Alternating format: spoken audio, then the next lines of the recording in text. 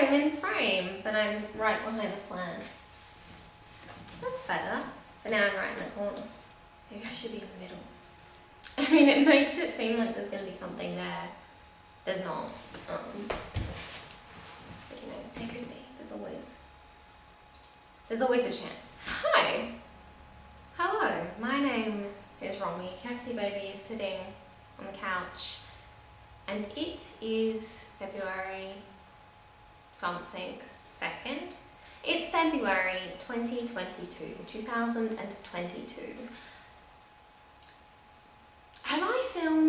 Did I film last year?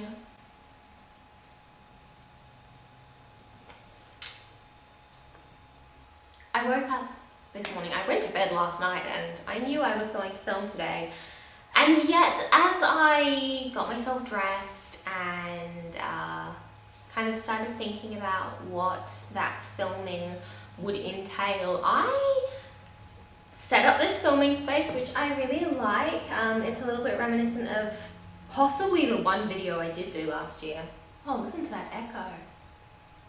Which was my review of Princess, the podcast. And I had this cute little setup, and I really liked it. And I wanted to do something a little reminiscent of that. So we've got some fairy lights, we've got some flowers, we've got some fairy lights and they're not flowers, they're plants. But I pressed record on my camera as I was setting up and I thought, what am I actually filming right now? Because I'm planning on filming 2 things today and I know what one of them is and this isn't it. So here we sit. I do actually have another podcast review that I've got written down somewhere to film. So I guess I could do that, but I'm not going to. Last year, filming for YouTube wasn't a focus for me. Rude, I know, but let's be honest. I had other focuses and you weren't one of them. We gotta do what we gotta do, you know? But this year I would like to quite get back into the filming and I am starting today. I really like my outfit today. I feel like I am channeling Hal Pendragon. Let's not have that on there. And I really like it. Usually I button my shirt all the way up to the top, which is a very different look. I'm sure you will maybe agree. And today, no, it's a little bit out, and we've got some nice culottes. Let's get a lot of the culottes. They're very flowy. My hair. And I also really like my eyeliner today. It's a little. Nope, we're not gonna do that. I really like my eyeliner today. I like my whole look. What can I say? Many things, and probably a lot of them with an in between them. I have a few plans for YouTube this year. I've got so many plans this year. Seriously, I have so many plans. Like plans for D&D. Last year I DM'd my first ever campaign, which was called Welcome to Fairy Tale, and it was very inspired by Disney and I mean there's Ghibli in there as well. My players got to ride a cat bus to their final boss battle in a gingerbread house where they fought Alice in Wonderland, who was very sassy and not particularly nice. Inspired by old fairy tales and things I grew up with, and it was so much fun and it was so interesting being a DM for the first time. I had done a one-shot with my friends and my niece, and that was a terrifying experience. Yeah, terrifying cast. But DMing a campaign and knowing each week you're coming back to this same world and you're guiding people through a world and story that you've created, it was a lot, and I enjoyed it so much, and I was also very nervous and self-conscious about it, and I'm not DMing at the moment. I have finished season 1 of my campaign and am aware of where it might take the players next, but I've still got a little while before it's my turn to DM again. I do have some other plans in the works for this year, some things I'm very excited about. Read D&D in a Friends campaign. I'm currently playing a changeling mercenary called Teddy. Teddy is a big change for me. Their name is in fact Taryn, but they were given the nickname Teddy. Teddy is very much not a Teddy. Teddy is very much I am a trained assassin. I know this about myself. I don't want to be involved in any of these weird games you guys have going on. Why is the wind attacking me? So D&D has been a big part of my life, and I think this is my 3rd year. This is my 3rd year playing D&D. Oh! So I've got D&D plans, right? And then I've got YouTube plans, and then I've got writing plans, and then I've got TikTok plans, and you know, I've also got life plans. But those things all are part of my life, so that goes without saying. Are you judging me? I might be judging myself, I don't know. And now for a quick review. I kind of maybe thought that was what this video was going to be, because I was like, I don't need to do an introduction. I don't need to talk about anything in particular. You know, I haven't been gone for that long, and even if I have, But that wasn't the case. How many minutes have we been filming for it? 23 minutes. Well done, Romy. So I would quite like to do a little bit of reviewing again, become a bit more of a book, TV show, film reviewer? I don't know. I don't think I read enough or consume enough to become the book reviewer that I previously was, where I was able to publish 3 things consecutively every week and keep that up. And that's not really where my headspace or necessarily that much of my interest lies, but I would really like to kind of try and do something of the sort. And what better place to start than with a TV show I watched this year and last year, I finished it this year, called Arcane. You might have heard of it. It's a little bit popular, and I watched it. That's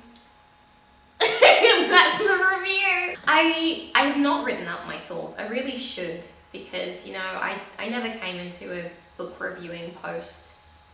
That's a vagrant lie. I did. But I could edit them. I guess I can edit this. So Arcane was an interesting show that took me quite a while to get into. I think I watched about 10 minutes of the first episode and then left it for 2 weeks. And I mean, that's decent compared to what happened with The Mandalorian, wherein I watched 20 minutes of the first episode over, I think, a week, at least over a couple of days. And I haven't gone back to it, despite the fact that I want to. League of Legends is an animated series, and like I said, it took me quite a while to get into it, and it was very helpful when I had projects going, because I can often struggle to just sit down and watch a show. I really like doing art whilst watching something. Spoiler alert for Arcane, League of Legends. Don't know what it's actually called. I think it's just called Arcane, because I'm assuming there are going to be spoilers. And trigger warnings. I don't know a concise list of trigger warnings. I would recommend looking them up before watching this show. It's a very dark show with quite a bit of graphic violence and gore. Trigger warnings off the top of my head would be emotional abuse, drug addiction, manipulation, murder.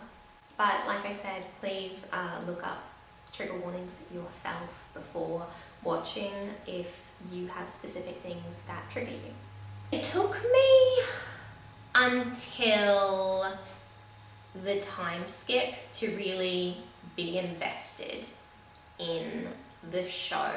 And I think it really took until I met Jinx as Jinx and not Powder. I really liked Powder as a child, but I didn't realize it would take so many episodes to kind of get to the point where she became Jinx, because all I was seeing was just Jinx. I didn't see any Powder basically, so I was really surprised that it was quite a wait to get to that moment, and that was what I was waiting to happen, to like discover how that happened and learn about her as a character. I really like Jinx. Jinx, I think, is my favourite character, and then Vi and Caitlyn. It's those three, and Heimerdinger, because I love him. I don't really like any of the other characters other than Mel. And that was about it. The theme song, however, if it could be a character of its own, which I guess it kind of is in that montage in whatever episode that was, is so good! I could use it for every TikTok video forever. I've used it for a few and I just love it. It's so good. It's so fun. It's so catchy. I love it when there is a show that has, it just makes me think of Auron, because you don't skip these theme songs, and I really love having a theme song like that that's just so catchy and so good that you sing along with it or you listen to it all the way through every time. And that was this for me. Often on shows, if I'm watching a show by myself, I quite like being able to skip 30 seconds of the intro to be like, I've got that much less to watch now. I don't have time for intros. But Arcane, I did have time for that intro. I used to be a big fan of Imagine Dragons, and I really liked seeing their work kind of cropping up again. And they've got a lot of catchy tunes, and this is definitely one of them. That sounded so interesting. That sounded so corny. They've got a lot of catchy tunes, and this is one of them. That's the tagline. I feel like the characters were fairly well developed. I definitely think we could have gotten a lot more development, specifically character relationships, and even just by themselves, to become more emotionally attached to all of this vast cast, because we have the Undercity and we have the Piltover kind of groups, and while we might spend an equal amount of time in Undercity and Piltover, I definitely feel like we got to know the characters from Piltover more. But like Echo, I would have loved to know more about what happened to him in that, was it a 10-year gap?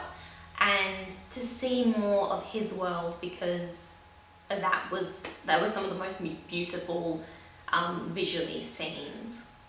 The scenes that kind of got me the most were all of Caitlyn and Vi's, by which I mean Jinx and Vi, of course, after the time skip.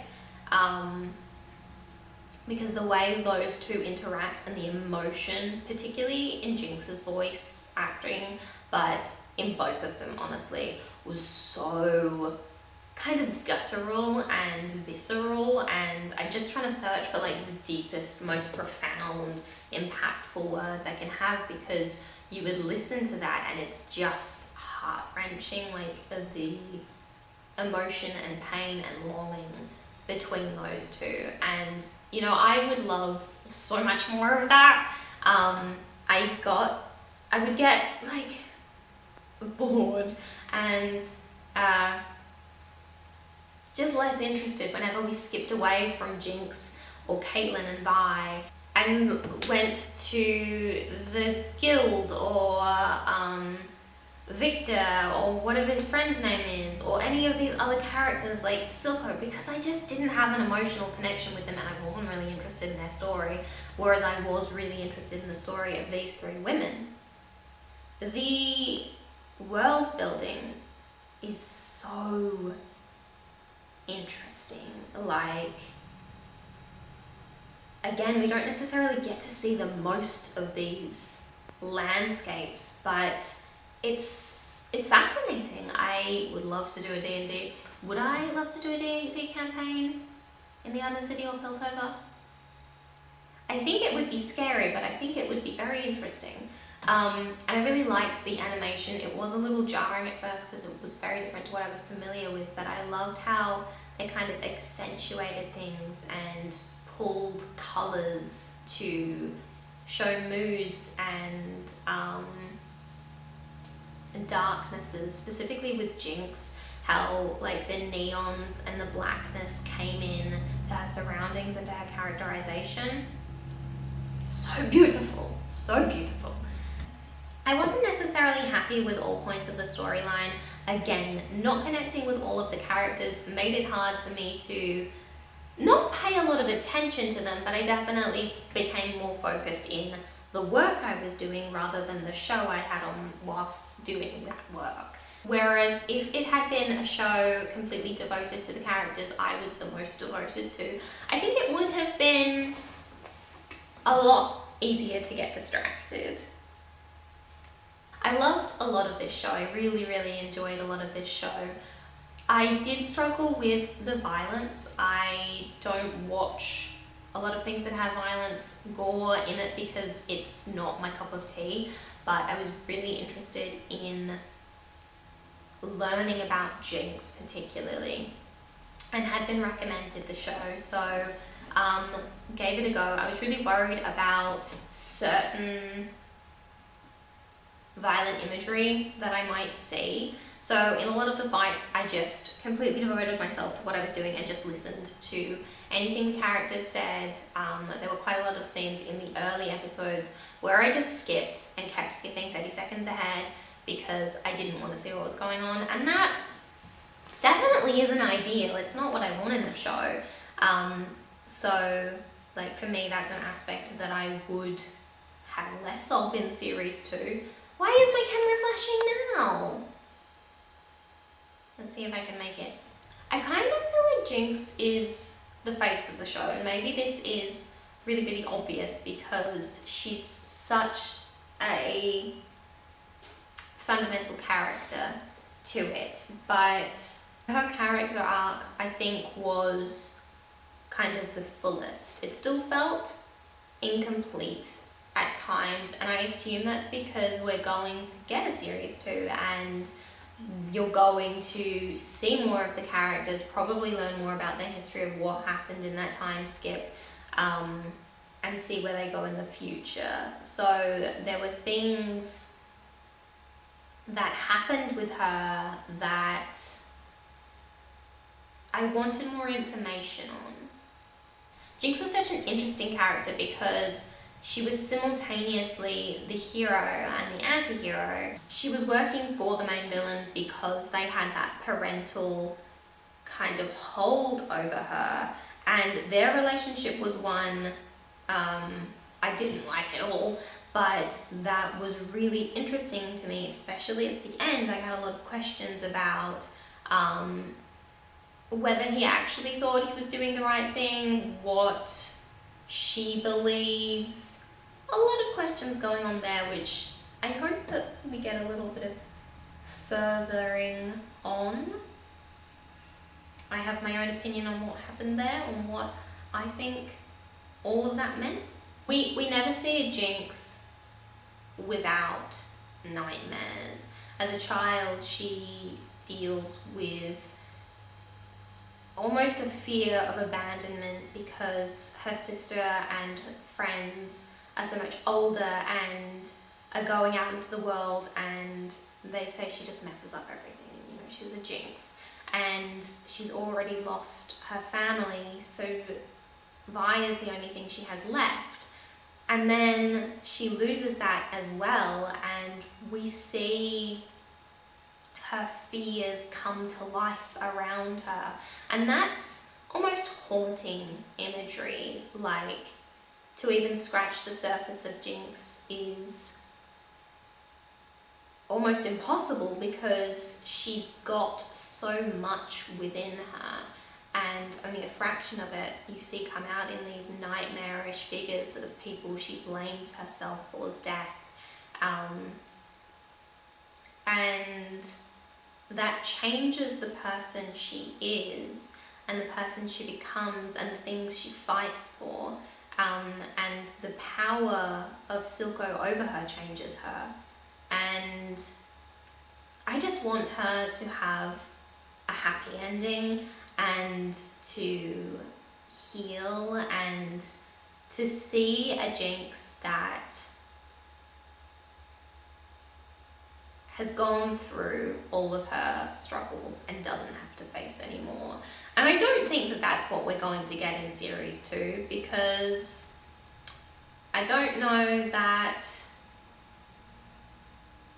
there's ever going to be an end of struggle necessarily for these characters, unfortunately. But that would be my hope for series 2, that there's forgiveness and understanding and a lot less grief to deal with. I did really enjoy Arcane, specifically towards the end, or especially towards the end. There were things, like I said, that weren't catering especially to me, shall I say.